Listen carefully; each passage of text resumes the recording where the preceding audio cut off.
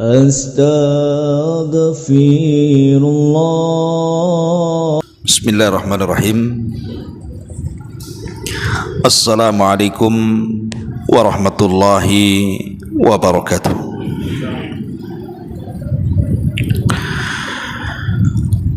Alhamdulillah,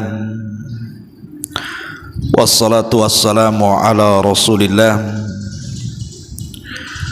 wa ala alihi wa sahbihi wa mawalah wa la hawla wa la quwwata illa billahi wa ba'du.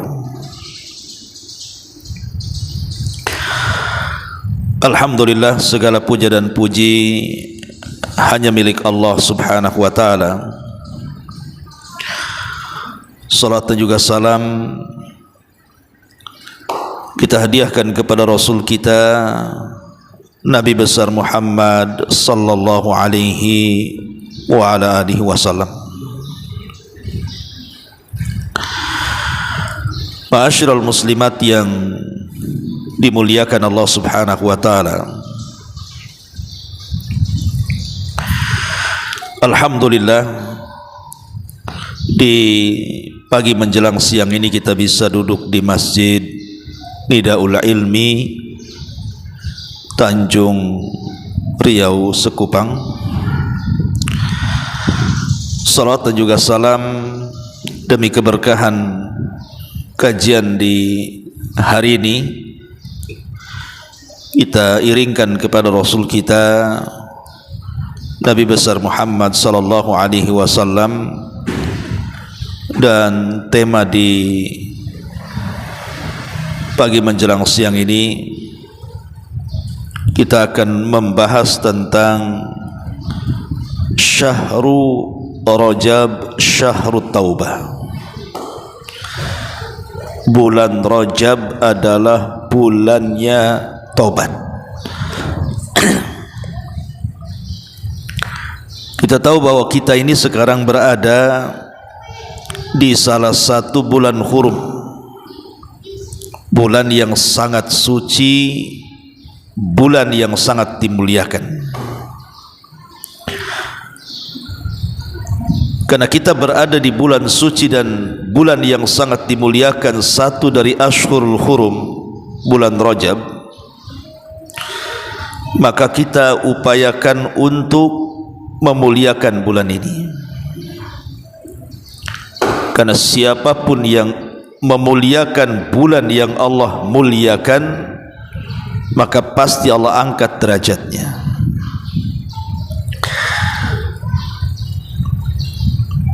Nah, salah satunya adalah dengan menjadikan bulan Rajab ini sebagai bulan taubat. Karena nanti kita akan menghadapi bulan Sya'ban, bulan di mana amalan-amalan kita diangkat ke langit dalam satu tahun. Kemudian setelah bulan Sya'ban kita akan menghadapi Ramadan, dan itu bulan di mana kita akan memperoleh banyak keutamaan dan keistimewaan di dalamnya. Ma'asyiral muslimat yang dimuliakan Allah subhanahu wa ta'ala, cerita tentang taubat. Taubat ini amalan yang paling dicintai Allah subhanahu wa ta'ala. Karena Allah subhanahu wa ta'ala yang berfirman, innallaha yuhibbut tawwabina wa yuhibbul mutatahhirin. Allah itu suka dengan orang-orang yang bertaubat dan suka dengan orang-orang yang bersuci. Karena taubat adalah amalan yang sangat dicintai Allah subhanahu wa ta'ala, maka teruslah kita mengamalkan amalan ini setiap kita melakukan dosa. Karena manusia itu adalah makhluk yang tidak mungkin lepas dari salah dan dosa. Bukan berarti orang baik itu orang yang tidak pernah melakukan dosa, karena tidak mungkin orang itu tidak melakukan dosa. Tapi orang yang baik itu adalah orang yang kalau dia berdosa, dia segera bertobat dan dosanya dia jadikan pelajaran untuk masa yang akan datang supaya tidak mengulang. Itulah yang disabdakan Nabi SAW, kullu bani Adam khatta'un wa khairul khatta'ina tawwabun.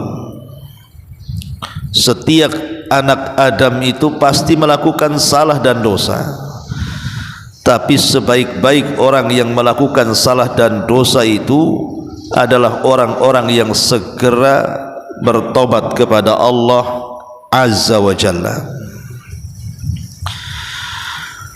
Ma'asyiral muslimat yang dimuliakan Allah Subhanahu wa taala, sebelum saya bentangkan pembahasan taubat ini, kita akan mengenal tentang fadilahnya dulu. Karena sebuah amalan itu kalau tahu fadilahnya, tahu keutamaannya, maka kita akan semakin semangat untuk melakukannya. Apa saja keutamaan orang yang bertobat itu? Yang pertama, keutamaan orang yang bertobat itu mahabbatullahi littaib. Dia akan mendapatkan kecintaan Allah bagi siapapun yang bertobat kepada Allah Azza wa Jalla. Dan meraih kecintaan Allah Subhanahu wa taala itu penting. Karena kalau Allah Subhanahu wa taala sudah cinta dengan kita, maka Allah akan mengajak para malaikat untuk cinta dengan kita. Dan apabila para malaikat seluruhnya sudah cinta dengan kita karena kecintaan Allah dengan kita, maka Allah akan tanamkan kecintaan kepada penduduk bumi untuk cinta kepada kita. Sebagaimana hadis yang sering saya jelaskan, innallaha idza ahabba 'abdan nadahu Jibril. Kalau Allah Subhanahu wa taala suka dengan seorang hamba, maka malaikat yang pertama dipanggil adalah Jibril. Kemudian Allah mengatakan kepada Jibril, ya Jibril, inni uhibbu fulanan fa'ahibbahu. Wahai Jibril, aku suka dengan si fulan, kok juga harus suka dengan si fulan? Maka kemudian Jibril pun menanamkan suka kepada hamba yang Allah sukai. Tapi tidak cukup sampai di sini, lalu Jibril memanggil seluruh bawahannya dari para malaikat-malaikat langit dan mengatakan, ya malaikatallah, innallaha yuhibbu fulanan fa'ahibbuhu. Wahai malaikat-malaikat Allah dimanapun kalian berada, Allah sudah suka dengan si fulan, maka sukailah si fulan karena kesukaan Allah kepada si fulan. Maka semua malaikat suka karena hamba itu disukai Allah. Apabila tidak ada satupun malaikat kecuali menanamkan perasaan suka kepada hamba yang disukai Allah, maka mulai Allah menanamkan rasa suka itu kepada penduduk bumi, sehingga dia mendapatkan qabul di bumi.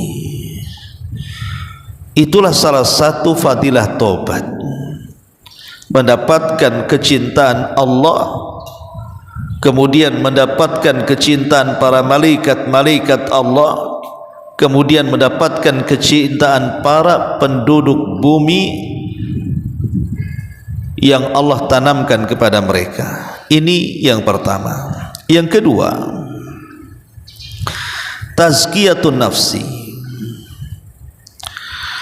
Di antara fadilah orang bertobat itu, maka Allah akan bersihkan hatinya. Dan kebersihan hati itu sebab ketenangan hidup dalam manusia. Orang kalau bersih hatinya pasti akan tenang hidupnya. Tapi sebaliknya, orang kalau kotor hatinya tidak akan tenang hidupnya. Contoh umpamanya orang yang dalam hatinya ada dengki, tidak suka dengan orang. Orang dengki itu tidak bahagia, karena hatinya akan sesak dan sesak nafas selamanya. Lihat tetangganya dapat nikmat, meriang dia. Nanti besoknya dapat nikmat, tensinya tinggi dia. Dapat nikmat lagi, stroke dia. Orang yang kotor hatinya, Bu, itu sesak nafas. Tidak senang melihat orang senang, justru tersiksa hatinya melihat orang senang. Kemudian bawaannya suudzon saja biasanya. Si Anu tuh kerjaannya suaminya biasa-biasa saja, kok bisa dia bangun rumah, beli kendaraan, dukun mana dia pakai katanya. Mulai suudzon dia, sesak tuh dadanya. Itulah orang-orang yang kotor hatinya, selalu dendam, selalu dengki, selalu hasad, selalu hasud, dan begitu seterusnya. Tetapi orang-orang yang bersih hatinya, Bu, bersih dari hasad, bersih dari dengki, bersih dari suudzon, bersih dari penyakit hati, maka tenang hati dia itu. Dan ketenangan hati itu bisa diraih dengan taubat. Ini keutamaan yang kedua. Keutamaan yang ketiga, si'atur rizki. Taubat itu membawa kelapangan rizki. Nabi Nuh alaihi salatu wassalam, ketika kaumnya mengalami paceklik selama 40 tahun, sudah mulai kelaparan, ternak-ternak mereka sudah mulai pada mati, kemudian tanah-tanah sudah mulai mengering dan retak, panas kering kelontang, tersiksa kehidupannya. Akhirnya Nabi Nuh mengingatkan kepada mereka untuk taubat. Kata Nuh alaihi salatu wassalam, "Faqultu astaghfiru rabbakum innahu kana ghaffara yursilis samaa 'alaikum midrara wa yumdidkum bi amwalin wa banin wa yaj'al lakum jannatin wa yaj'al lakum anhara." Nuh mengatakan kepada kaumnya, beristighfarlah kalian. Ini paceklik sudah lama, 40 tahun menimpa kalian. Istighfar kalian, taubat kalian, minta ampun kalian. Sebab kalau kalian banyak-banyak istighfar, kata Nuh, Allah subhanahu wa ta'ala akan mengirim hujan yang deras kepada kalian. Yursilis sama alaikum midrara. Cukup sampai di sini? Tidak. Wa yumdidkum bi amwalin wa banin. Allah akan limpahkan kepada kalian harta dan keturunan. Cukup sampai di sini? Tidak. Wa yaj'al lakum jannatin wa yaj'al lakum anhara. Allah suburkan ladang kebun dan hutan kalian, dan Allah airi sungai-sungai kalian. Dari sini kita tahu bahwa sebab si'atur rizki, luasnya rizki itu salah satunya dengan cara tobat. Jadi kalau seandainya ibu melihat suami usahanya mulai surut, banyak masalah, mulai kurang omsetnya, cobalah introspeksi. Mungkin ada dosa di situ yang kita belum bertobat. Ini yang ketiga. Kemudian yang keempat, raf'ul bala 'anin nas. Tobat itu bisa mengangkat bala, bisa mengangkat musibah. Lihat para nabi dan rasul, ketika kaumnya disuruh untuk kembali ke dalam tauhid, kembali kepada agama, diingatkan soal tobat, tapi mereka malah menentang nabinya, turun azab kepada mereka. Tapi lihat kaum-kaum para nabi yang mereka kemudian sebelum turun azab mereka bertobat, tak jadi bala turun tuh. Contoh umpamanya kisah kaumnya Nabi Yunus. Nabi Yunus sudah bertahun-tahun berdakwah kepada kaumnya, enggak didengar. Akhirnya Nabi Yunus juga manusia, ada saat-saatnya dia marah. Kemudian Nabi Yunus berdoa kepada Allah Subhanahu wa taala agar Allah menurunkan azabnya sebelum 3 hari. Kemudian Nabi Yunus pergi dari kaumnya padahal belum disuruh. Setelah ketidakadaan Nabi Yunus di kaumnya, mulailah kaumnya terasa ada tanda-tanda azab yang mau turun. Hari pertama lewat, hari kedua lewat, hari ketiga nampak tu azab hampir Allah timpakan kepada kaum Nabi Yunus. Tapi tiba-tiba satu kampung beriman. Ketika Nabi Yunus sudah pergi, baru mereka beriman. Setelah kemudian beriman, maka Allah tarik lagi azabnya dan tidak jadi menimpakannya. Itulah tobat, Bu, mengangkat bala. Jadi sebelum bala Allah Subhanahu wa taala turun kepada kita, bertobat. Sebelum datang penyakit dari zina, tobat dari zina. Jangan nunggu datang penyakit baru tobat. Sebelum kemudian seret ekonomi karena banyaknya curang dalam perniagaan, ataupun dikirimkan penguasa-penguasa zalim, atau mungkin dikirimkan paceklik yang berkepanjangan, sebelum itu turun, perbaiki jual belinya. Jangan suka mengurang-urang takaran, mengurang-urang timbangan, curang dalam jualan dan dagangan. Mulai perbaiki muamalahnya. Karena Rasul yang mengatakan, ketika seseorang mengurang-urang takaran dan timbangan, kata Rasul, malam yangkus al-mikyala wal mizan illa uhidu bis sinin wa syiddatil ma'unati wa jawri sultani alaihim. Ketika sebuah kaum sudah mulai mengurang-urang takaran, timbangan, curang dalam berdagang, kecuali Allah akan kirim kepada mereka paceklik yang berkepanjangan, susahnya ekonomi, dan dikirim penguasa-penguasa zalim kepada kita. Na'udzubillah. Maka sebelum bala itu turun, bertobatlah kepada Allah. Kemudian yang kelima, at-taubatu tajlibur rahatun nafsiyah wat tuma'nina. Bahwa taubat itu bisa menjadikan setiap jiwa-jiwa menjadi tenang, tidak terbebani. Umpamanya ibu berbuat jahat kepada kawannya, mungkin dengan cara ghibah, mungkin dengan cara namimah, mungkin dengan cara dusta dan yang lainnya. Tentu orang-orang yang mulai dapat hidayah hatinya merasa rungsepkan buah hatinya itu, karena merasa punya dosa kepada orang.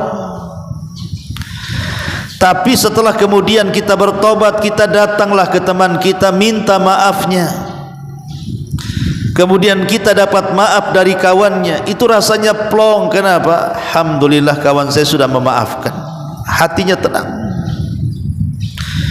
Ustaz, saya sudah bolak-balik minta maaf, tak juga dikasih maaf, terus minta maaf. Kalau terus-terusan minta maaf tak dikasih maaf, pokoknya ibu sudah minta maaf, urusan dia ngasih maaf atau tidak, urusan dia dengan Allah. Ma'asyiral muslimat yang dimuliakan Allah Subhanahu wa taala.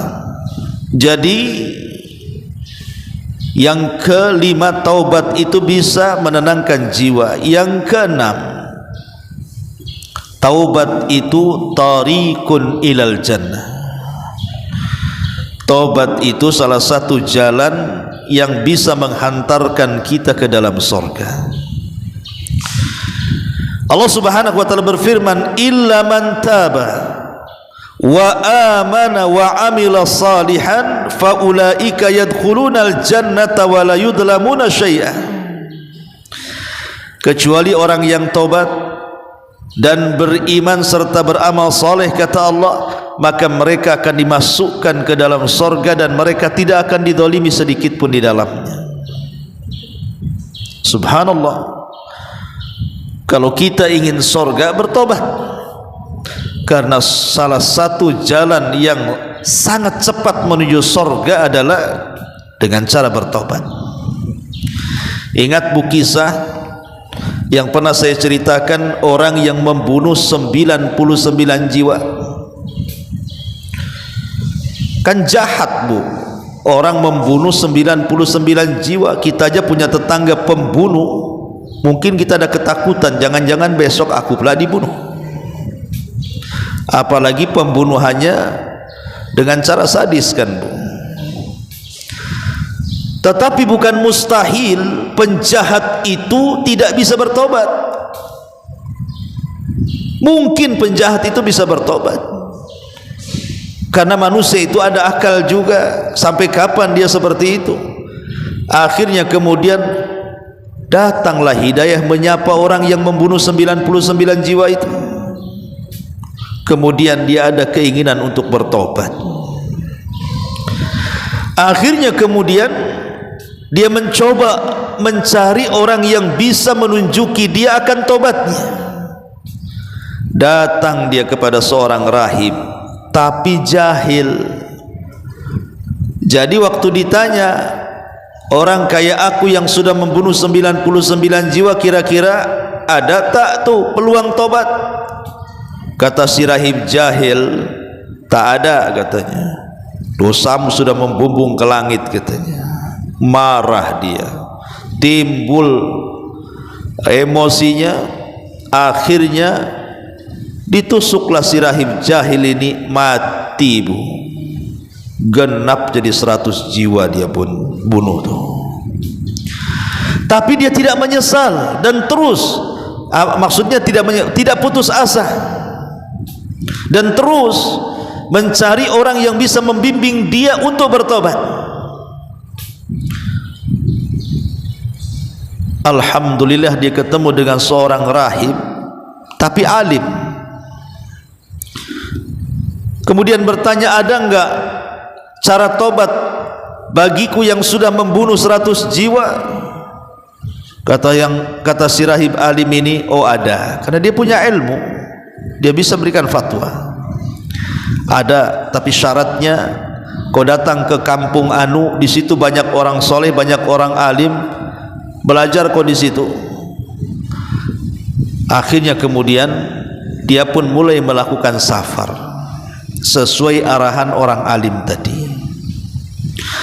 Tapi Allah takdirkan di tengah jalan tiba-tiba kehabisan bekal, kelaparan, kemudian mati. Belum sampai ke tempat kampung yang dituju yang banyak orang alim ahli ibadah, tempat dia akan bertobat. Ketika dia mati, datang malaikat azab dan mengambil ruhnya, karena orang ini pantas masuk neraka karena sudah membunuh 100 jiwa. Sebelum dia bisa menarik, datang pula malaikat rahmat. Kemudian ditariklah ruh ini dan mengatakan, ini ruh milikku, dia pantas masuk surga karena sudah ada keinginan tobat. Rebutanlah dua malaikat azab dan rahmat ini, sampai Allah kirim malaikat hakim pemisah pengislah dan mengatakan gini saja, apakah ruhnya si pembunuh 100 jiwa ini layak masuk surga ataukah layak masuk neraka? Kisu bainal ardaini, kita ukur jalannya, lebih dekat ke mana kematiannya? Ke desa yang akan bertobatkah dia di situ lebih dekat, atau ke tempat dia bertanya kepada orang alim rahib itu lebih dekat? Kalau jaraknya lebih dekat kepada desa yang dituju, tempat yang ia akan bertobat di situ, maka dia pantas masuk surga karena sudah dekat keinginannya. Tapi kalau tempat itu masih jauh dan dekat dengan si rahib alim, maka dia pantas masuk neraka karena jarak ke kampung itu masih jauh. Subhanallah, rahmat Allah luas, Bu. Padahal dia mati itu baru saja dia bertanya kepada orang alim tadi, tidak jauh dari situ dia mati.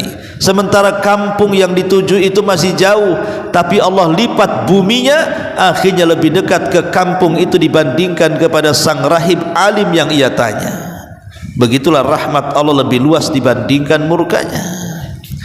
Akhirnya kata malaikat hakim, dia pantas masuk surga. Lihat, taubat itu menjadikan wasilah masuk ke dalam surga. Ini yang keenam. Kemudian yang kelima, bahwa taubat itu menjadikan para malaikat Allah Subhanahu wa taala, mereka akan mendoakan kebaikan kepada kita. Malaikat-malaikat Allah, mereka akan mendoakan kebaikan kita.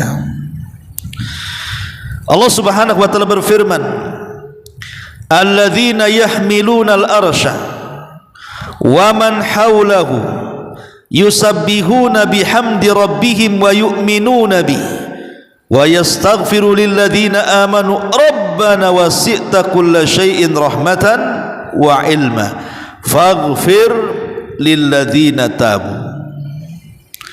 Syahidnya dalam ayat ini adalah faghfir lilladzina tabu wattaba'u sabila wa qihim adzabal jahim. Dan para malaikat yang memikul arsy Allah dan malaikat yang di sekitarnya, mereka bertasbih dengan memuji Rabb mereka, beriman dengan Allah dan memintakan ampun kepada orang-orang yang beriman, seraya mengatakan, Rabb kami amat luas rahmatmu atas segala sesuatu dan amat luas pengetahuanmu atas segala sesuatu. Kemudian malaikat mengatakan faghfir, maka ampunilah ya Rabb lilladzina tabu, kalau ada manusia-manusia yang bertobat. Jadi kalau kita bertobat, maka para malaikat-malaikat Allah itu akan mengagumi kita dan akan berdoa kebaikan kepada kita, Bu. Didoakan para malaikat. Luar biasa, Bu. Ya. Ma'asyiral muslimat yang dimuliakan Allah Azza wa Jalla. Kemudian juga berikutnya di antara fadilah taubat adalah Allah akan menggugurkan seluruh dosanya. Allah akan gugurkan semua keburukan-keburukannya. Allah mengatakan innal hasanat yudhibnas sayyi'at. Sesungguhnya kebaikan-kebaikan itu bisa menghapuskan keburukan-keburukan. Nabi SAW mengatakan at-taubatu tahjubu ma qabla. Taubat itu bisa menghilangkan dosa yang sebelumnya kita lakukan. Kalau sebelumnya kita melakukan dosa apa saja, kemudian kita betul-betul bertobat dengan taubatan nasuha, Bu, maka tobat itu bisa menghapus dosa-dosa sebelum kita. Dan seabrek lagi tentang keutamaan dan kemuliaan orang yang bertobat, Bu. Kemudian yang kedua yang kita bahas, lalu bagaimana caranya supaya tobat-tobat kita ini diterima Allah Azza wa Jalla? Macam mana caranya, Bu? Pertama, siapkan keikhlasan kita kepada Allah. Jadi betul-betul tobat kita itu karena Allah, ikhlas karena Allah, bukan karena yang lainnya. Kalau tobat kita ini karena Allah, bukan karena yang lainnya, insya Allah tobat kita diterima. Maksud tobat karena yang lain itu karena banyak orang yang tobat bukan karena Allah. Pamannya ada seorang laki-laki yang ingin menikah dengan seorang wanita muslimah, dia non muslim, kemudian akhirnya pura-pura bersyahadat, padahal dia nggak sungguhan masuk Islam, Bu. Dia hanya ingin menikah saja. Itu bukan karena Allah. Makanya kalau orang masuk Islam hanya karena unsur duniawi saja, lihat berubah enggak kehidupannya? Kayaknya sama aja. Tingkah laku ketika kafir seperti itu, masuk Islam juga seperti itu. Tak nampak dia sholat, tak nampak dia zikir, tak nampak dia belajar, tak nampak dia baca Quran, dan begitu seterusnya. Karena tobatnya bukan karena Allah. Tapi lihat, karena tobatnya karena Allah, dia sungguh-sungguh belajar. Setelah dia masuk Islam, dia akan gali itu Islam, ya. Jadi tobat itu karena Allah. Atau ibu mamanya ingin ngaji karena daul ilmi saja, atau ke kajian-kajian yang lainnya karena sudah ingin hijrah, betul-betul hijrah dari dunia-dunia sebelumnya. Kalau ibu hijrahnya karena Allah, insya Allah itu sebuah kemuliaan. Tapi kalau hanya untuk urusan duniawi saja, cobalah saya masuk ke kalangan ummahat ini, karena kebetulan saya lagi jual baju ini, mudah-mudahan laku lah katanya. Jadi masuk kajiannya itu, pura-pura hijrahnya itu karena jualan. Nah, itu bukan karena ikhlas, bukan karena jualan, karena unsur duniawi itu. Lah ini bukan karena Allah, nggak akan diterima taubatnya, karena ada unsur keduniaan di situ. Jadi ikhlas karena Allah. Yang kedua, an-nadamu ala dzambi. Kalau orang sudah bertobat, nyesel, Bu. Nyesel. Kenapa dulu saya masuk ke kubangan maksiat? Kenapa dulu saya jadi ahli judi, jadi ahli zina, jadi ahli maksiat, minum khamar, dan begitu seterusnya. Ini mah tidak. Ada orang yang ngaku-ngaku tobat. Saya mah sudah puas Ustadz katanya. Sudah puas katanya. Kan ada orang yang tobat ngomong puas tuh. Saya sudah puas Ustadz, dah cukup-cukup katanya. Sekarang tinggal baiknya katanya. Bukan puas. Nggak boleh bilang puas maksiat itu. Bilang saja nyesel, kenapa aku dulu melakukan maksiat. Ini malah ngomong puas. Aku zina sudah Ustadz, aku judi sudah, mabok sudah, mukul orang sudah, bunuh orang sudah, puas aku Ustadz, sudah nggak mau lagi saya. Bukan begitu bahasanya. Nyesel, kenapa aku dulu minum khamr, kenapa aku zina, kenapa aku bunuh orang, kenapa aku begini, kenapa aku begitu. Nyesel itu bahasanya, ya. Dan kalau sudah menyesal, jangan dibuat main-main, karena tanda penyesalan itu menunjukkan tobatnya sungguhan. Ibu sudah hijrah, karena biasa sebelumnya ibu suka gibah dengan kawan-kawannya, bahkan seminggu sekali ada kumpulan gibah. Sudah ngaji tahu dosa gibah, tak mau. Ayo Bu, kita berangkat gibah lagi. Nggak mau kata ibu. Ya udah kita ongkosi. Kalau ongkosi tak tahulah. Nah ini kan repot Bu, ya. Mau gibah kalau diongkosi. Enak loh di sana sekarang. Dulu gibah kita tak makan-makan, sekarang ada makan-makannya loh. Jadi gibah makan-makan pula. Nah ini kan godaan-godaan yang seperti ini Bu. Ini menunjukkan ketidaksungguhan dan ketidakmenyesalan. Jadi kalau tobat ya betul-betul nyesel, ya nyesel, jangan main-main lagi. Karena biasanya dari penyesalan ini nanti naik ke yang ketiga, al-iqla anhu. Al-iqla anhu itu artinya betul-betul dia menjauhi sarana-sarana, wasilah-wasilah yang mendekati maksiatnya. Datang kawannya yang masih maksiat, datang ke tempat ibu nampak dari jendela, nggak beres dia, pasti datang mengajak gibah lagi. Langsung ibu kunci dari luar, nggak peduli, ya. Karena kalau ibu masih berjamaah dengan orang yang tukang gibah, nanti gibah lagi. Ibu kalau kumpul masih berjamaah dengan orang yang suka ngerumpi lagi. Ibu kalau kumpul dengan orang yang suka gunjing, nanti gunjing lagi, dan begitu seterusnya. Kalau ibu ingin tobat, tobatlah setelah totalitas. Jauhi orang-orang yang menggibah itu. Dekat tempat pun, lewat pun kalau bisa jangan. Nanti kalau lewat di situ nampak ada kawan-kawannya, mulai setan datang. Apa salahnya mampir sebentar, kata setan itu. Mampir, akhirnya kelamaan gibah lagi di situ. Jadi dari penyesalan itu timbul al-iqla' namanya. Betul-betul dia menjauh. Ya. Jangan kemudian setelah dia berusaha menjauh, tak sungguh-sungguh lagi tobatnya tuh. Aku tobat dari khamar katanya. 2 minggu tak minum khamar, pusing kepala. Karena pusing kepala, akhirnya nyoba lagi. Tobat dari narkoba. Sudah berusaha, udah kena karantina 6 bulan, udah tobat dia di karantina itu. Kemudian dia keluar dari karantina, pusing lagi kepala. Ini bukan tobat namanya. Ya, itu kata istilah orang dulu itu tobat sambal, Bu. Tobat sambal, Bu. Ibu kalau habis makan sambal, habis itu mencret kan, Bu, tobat aku katanya. Nanti seminggu lagi nyari lagi tuh sambal tuh, mana sambal katanya. Padahal minggu kemarin mencret tuh, bolak-balik masuk dokter kan, Bu.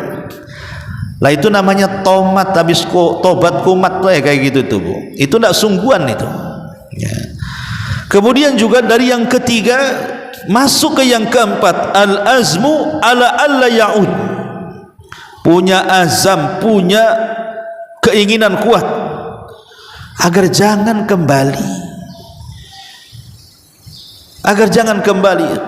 Sebagaimana Rasul mengatakan, wa an yakrahu an ya'uda fil kufri kama yakrahu an yuqdafa finnar. Dia benci kembali kepada kekufuran, dia benci kembali kepada kemaksiatan sebagaimana bencinya dia dilempar ke dalam api neraka.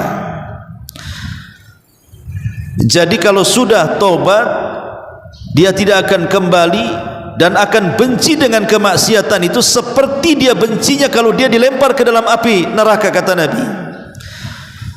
Jadi nengok botol saja padahal kosong, Bu, tapi itu mungkin botol minuman keras, bencinya naudzubillah, maunya dilempar aja botol itu. Ngapain botol ini di sini katanya.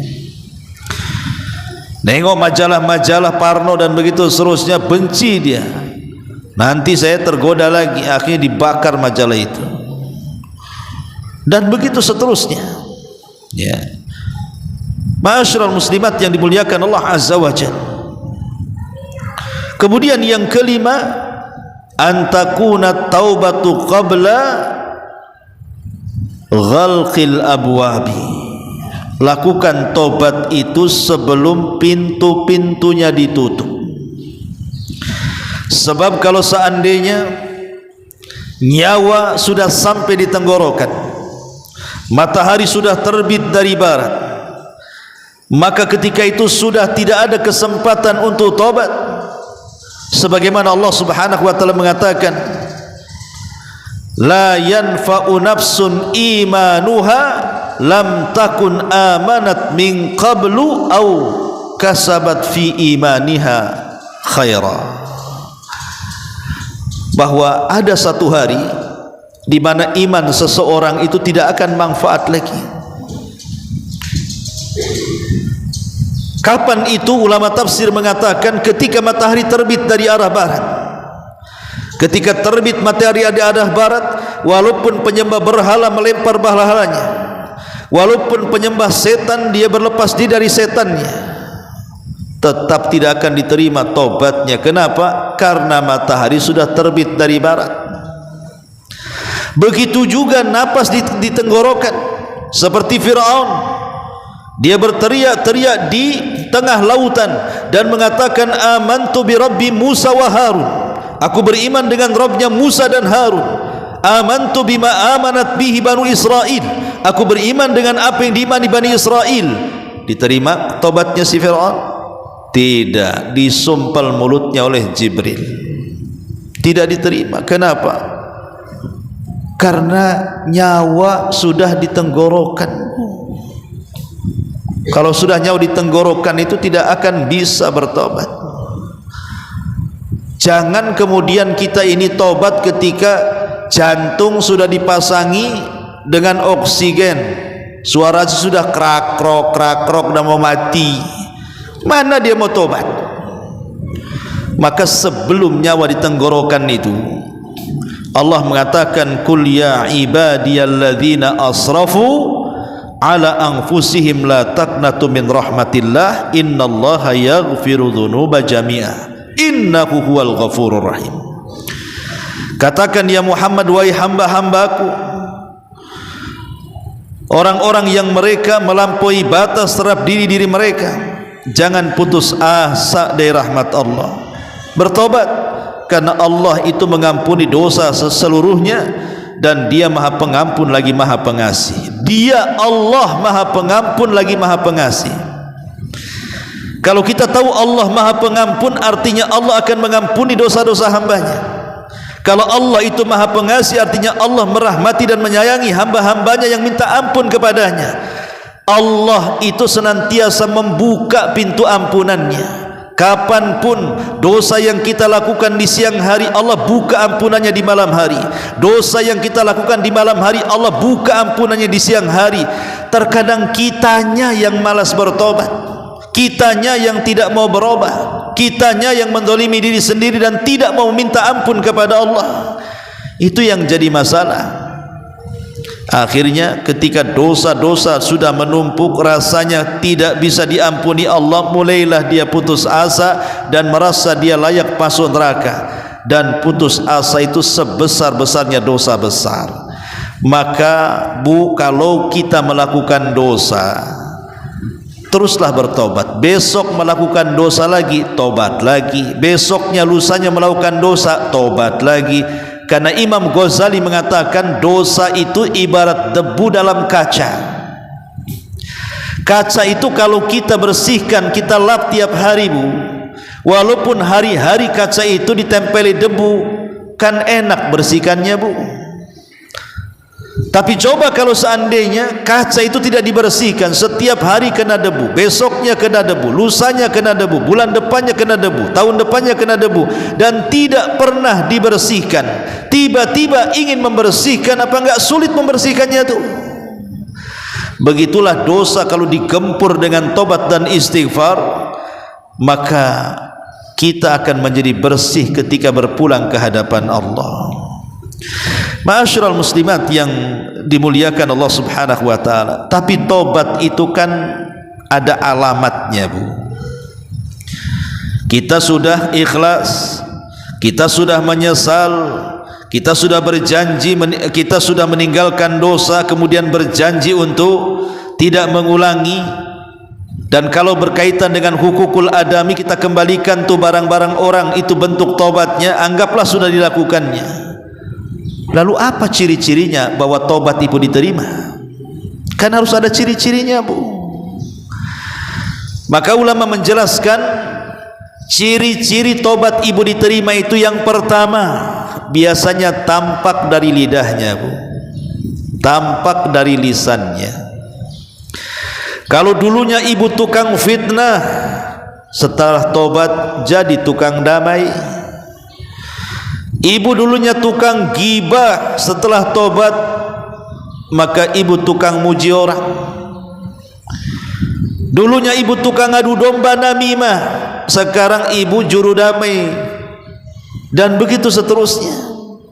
Yang dulunya lisan itu kalau ngomong nyelekit, bukan main nyakiti perasaan orang, lisannya setajam silet kater, dan begitu seterusnya. Mulai setelah tobat, diperbaiki lisannya, mulai santun, mulai sopan, mulai baik, ditata diksi katanya, mufrodatnya mulai dihalusi lagi, dan begitu seterusnya. Nampak tuh, Bu, orang kalau diterima tobat itu nampak dari lisannya biasanya.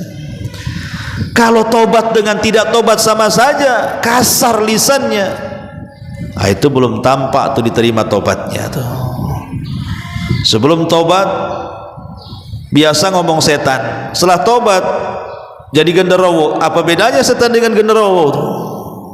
Toh itu setan-setan juga kan begitu. Jadi kalau sudah tobat itu hindarilah kata-kata binatang, hindarilah kata-kata laknat, hindarilah kata-kata setan dan begitu seterusnya, karena kalimat ini membahayakan.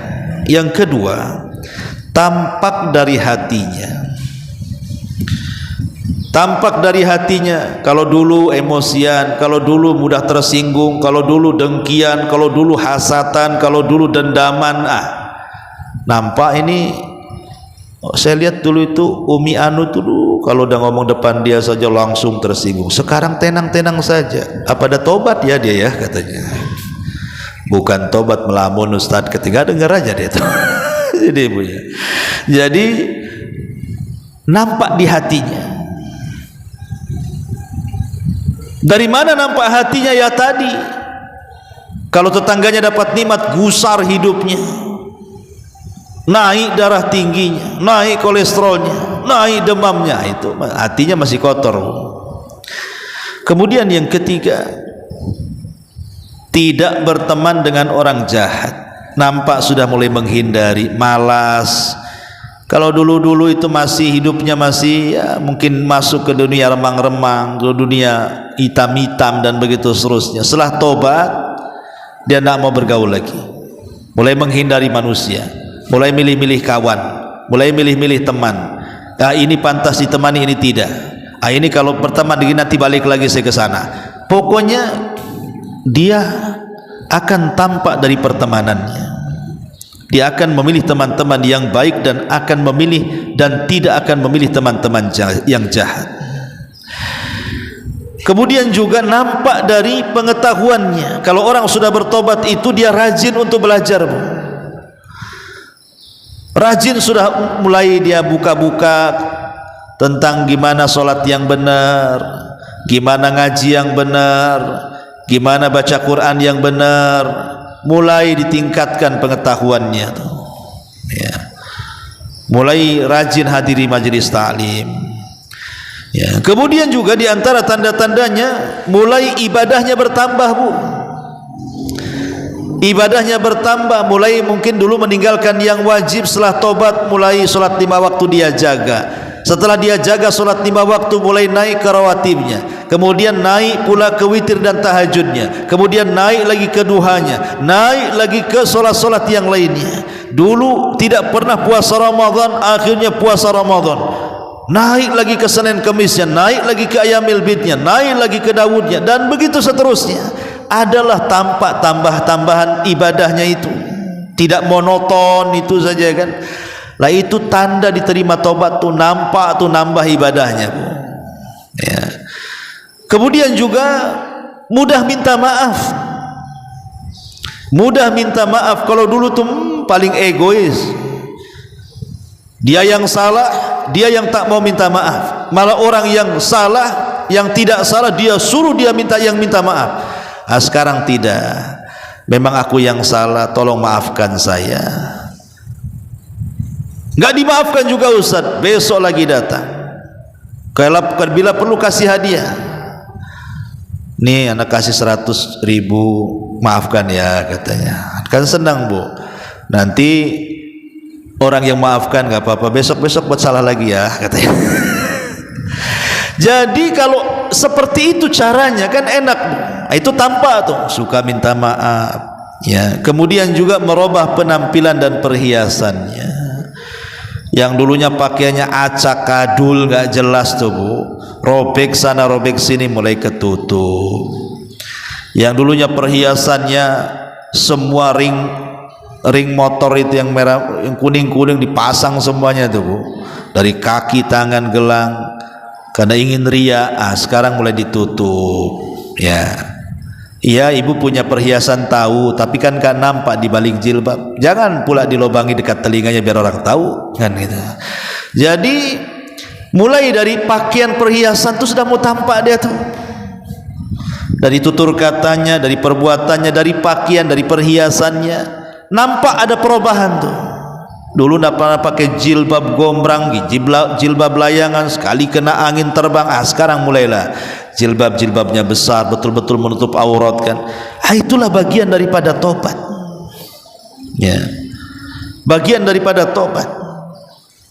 Kemudian yang seterusnya, hidupnya semakin baik, tidak banyak mengeluh, menerima apa adanya, yakin dengan takdir Allah. Itu sudah mulai tobat tuh. Tapi kalau hidupnya masih mengeluh, tidak yakin dengan takdir gitu ya, tidak qanaah, tidak zuhud, itu belum tobat tuh namanya tuh. Jadi nampak tuh dari qanaahnya itu. Ini juga bagian daripada ciri alamat-alamat tobat, di mana tobat itu akan diterima oleh Allah Subhanahu wa taala. Ya. Apalagi Bu, kemudian di antara tanda-tanda diterima tobat itu, maka ada kecerahan dalam wajahnya, tidak suka murung. Karena dosa itu menjadikan hati hitam, dan hitamnya hati itu nampak di mukanya.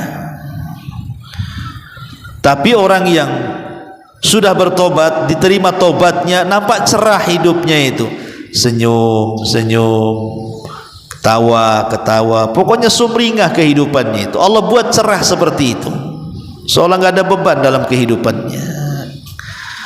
Tapi kalau masih mengerengut, ketemu dia ngerengut lagi, ketemu dia ngeluh lagi. Apalagi kita yang nengok was-was, kalau ketemu dia pasti mau pinjam uang nih katanya.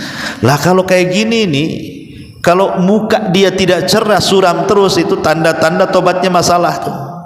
Karena tanda tobat diterima itu, kata para ulama, itu nampak di wajahnya. Karena dari kebersihan, kebeningan hati itu tertampak di wajahnya ya. Dan banyak lagi yang dijelaskan ya, terutama insyirahus sadri, kelapangan dada yang membuat segala urusannya mudah untuk diuraikannya.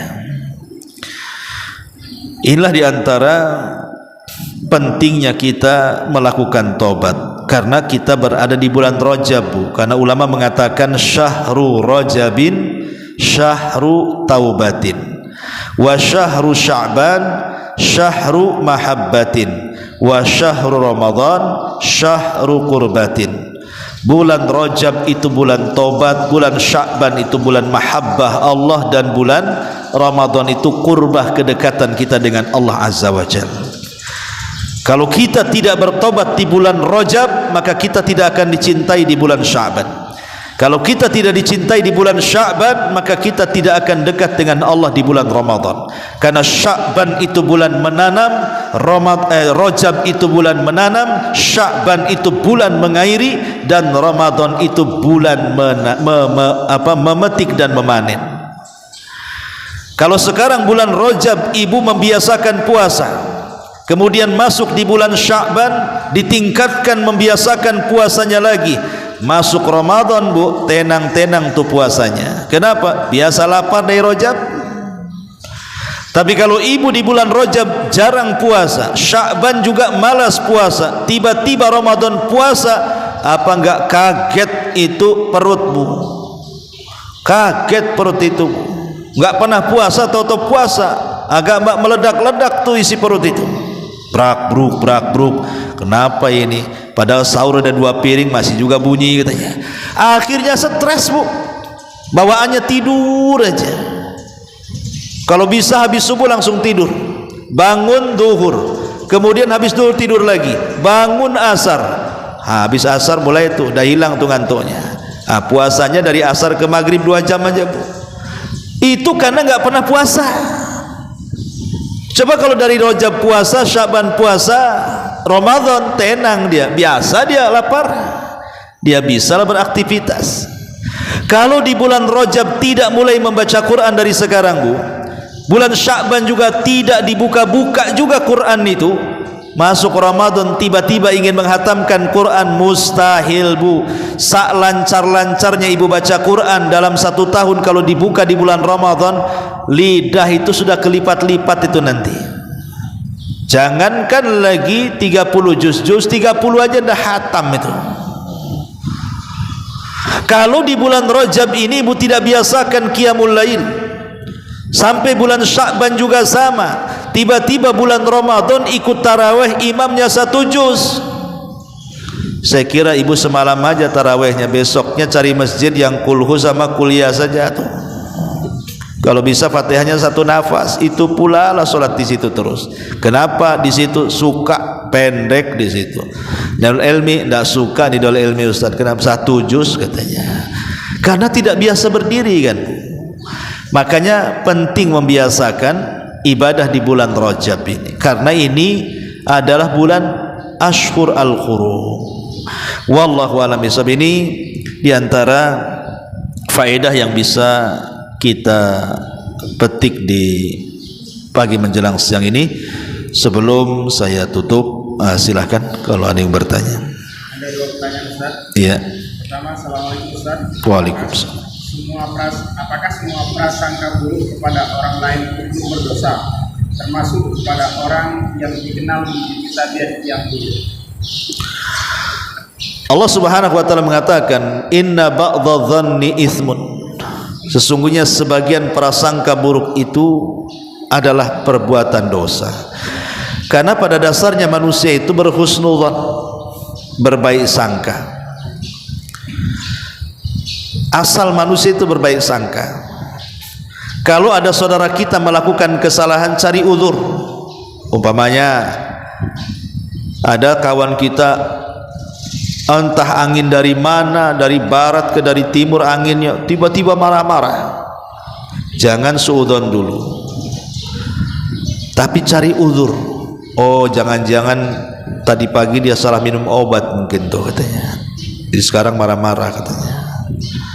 Berhusnudzon dulu bu. Atau dia lagi datang bulan tuh, biasa lah orang datang bulan tuh ledak-ledak emosinya tuh. Oh, jangan-jangan lagi masalah tuh dengan suaminya tuh katanya. Cari uzur dulu. Ya. Oh iya kan dia kan punya darah tinggi, jangan lagi tinggi tuh tensinya tuh. Oke dia marah-marah. Cari uzur seperti itu. Ya. Pokoknya apapun yang bisa jadikan uzur, jadikan itu uzur. Karena dasarnya manusia itu harus berhusnudzon dulu, berbaik sangka dulu. Nggak boleh kita suudzon kecuali sudah ada bukti. Jadi betul-betul bukti dulu, nampak kalau dia orang jahat baru kita katakan jahat. Kalau belum ada bukti, hanya prasangka-prasangka, tidak boleh kita berprasangka buruk kepada orang. Wallahu a'lam. Mohon kiat-kiat jaga hati dan perilaku di masa transisi hijrah Ustaz, karena semua mata dan telinga tertuju kepada kami. Iya memang begitu. Orang yang hijrah itu akan jadi selebriti sesaat biasanya. Umpamanya di kampung semua buka aurat, ibu pula satu-satunya gadis yang menutup aurat. Itu jadikan selebritis kampung tuh, biasa dibicarakan orang. Apalah katanya, tidak pantas lah. Inilah itu, mesti banyak pembicaraan. Itulah tantangan ujian saat hijrah. Karena setan itu tidak rela kita ini menjadi baik. Maka dia akan mengerahkan pasukannya supaya orang yang mau hijrah ini balik maksiat. Sehingga setan akan berikan was-was ke kawan-kawannya. Boleh yang satu ngomong begini, yang ini ngomong itu, yang anu ngomong anu, yang ini ngomong itu, dan begitu seterusnya, supaya dia goncang keimanannya. Makanya saat hijrah itu diperlukan satu keikhlasan. Harus ikhlas. Hijrahnya karena apa? Kalau karena Allah, insya Allah istiqomah. Kalau bukan karena Allah, sebentar saja hijrahnya. Kemudian yang kedua, sabar. Karena setiap kebaikan itu pasti akan ada musuh-musuh yang akan menghancurkan kebaikan. Setiap para nabi ada musuhnya. Likulin nabi ja'alna, gimana ayatnya? Kami jadikan tiap nabi musuh. Syayatinal insi wal jin. Terkadang musuh itu dari kalangan manusia dan jin. Maka karena orang berbuat jahat itu, orang berbuat baik itu tidak semuanya menerima kebaikan. Karena kalau kita meraih ridha manusia itu ghayatun la tuhsa, sesuatu yang mustahil. Kalau sudah, jangankan berbuat jahat, berbuat baik saja banyak orang tidak suka kok. maka harus sabar. Kemudian yang ketiga, berkawan dengan orang-orang yang beristiqomah, berkawan dengan orang-orang soleh, supaya adalah tempat sharing di situ. Tapi kalau hidup sendirian tidak ada kawan, stres nanti ya. Kemudian cari kajian-kajian, karena terkadang kita ini di dunia lebih mementingkan penyakit badan dibandingkan penyakit rohani. Harusnya kita harus lebih menyembuhkan penyakit rohani dibandingkan penyakit jasmani, kan? Karena penyakit jasmani itu tidak menyebabkan orang masuk neraka, Bu. Penyakit jasmani itu tidak menyebabkan orang masuk neraka. Apa ada orang masuk neraka kemudian ditanya, kenapa kau masuk neraka? Gara-gara kanker, ya Allah. Kanker itu tidak menjadikan orang masuk neraka, Bu. Kamu kenapa masuk neraka? Gara-gara kudis, ya Allah. Kudis loh, nggak bisa orang masuk neraka gara-gara kudis tuh ya. Penyakit badan itu loh nggak bisa orang masukkan orang ke neraka itu. Yang memasukkan orang ke neraka itu penyakit hati, Bu. Hasad, dengki, iri, dendam, itulah yang memasukkan orang ke neraka tuh. Tapi banyak orang yang kemudian lebih memperhatikan mengobati penyakit badan dibandingkan mengobati penyakit hati. Sakit kepala sedikit saja langsung minum bodrek, meriang sedikit saja langsung beli antangin, ada sedikit-sedikit greges-greges langsung ke dokter, langsung. Tapi ketika hati mulai dengki, tidak berusaha diobati. Janganlah, ini enggak benar, ini suudzon, ini enggak ada, di pupuknya tuh dengki itu. Makanya penting hadir di majelis taklim seperti ini, penting supaya ada yang nasihati, Bu. Kalau orang tidak pernah hadir di majelis taklim, tidak ada yang nasihati. Ustaz, cukup saya tengok di YouTube. Iya betul, ngaji lewat YouTube itu bukan tidak bagus, itu menambah wawasan. Tapi lebih bagus lagi hadiri majelis taklim, karena di situ malaikat sedang turun mengepakkan sayapnya memintakan ampun dosa kita. Kemudian kita ini datang ke majelis taklim bawa dosa, pulang hilang dosa. Di situ lagi punya pengetahuan dan ilmu, banyaklah keutamaannya. Maka siramilah ruh dengan cara memenuhinya dengan ilmu, hadir di majelis taklim. Insyaallah ya, kalau kita berdoa kepada Allah, berkawan dengan orang-orang soleh, ikhlaskan niat karena Allah, kemudian bersihkan hati, hadir di majelis ilmu, insyaallah akan istiqomah tuh. Insyaallah, sebagaimana Rasul mengatakan kepada seorang sahabat, namanya sahabat Ghasilul Malaika Handalah. Dia mengatakan, walakin ya Handalata sa'atan sa'ah, akan tapi wahai Handalah, kalau engkau ingin supaya tidak futur, sekali-kali kau sibuk dengan dunia, sekali-kali kau sibuk dengan akhirat. Jangan sibuk dengan dunia terus akhirat ditinggalkan, ya futur nantinya. Boleh sekali-kali kita ini sibuk dengan dunia, tapi luangkan waktu juga sibuk dengan akhirat, supaya jangan futur. Sekali-kali dalam seminggu itu adalah majelis-majelis ilmu yang kita hadiri di situ, supaya jangan futur. Tetapi kalau seandainya Allah takdirkan kita futur, maka jangan kefuturan itu kita lampiaskan kepada maksiat. Itu saja. Subhanakallahumma bihamdika, asyhadu an la ilaha illa anta, astaghfiruka wa atubu ilaik. Allahu ta'ala alam. Assalamualaikum warahmatullahi wabarakatuh.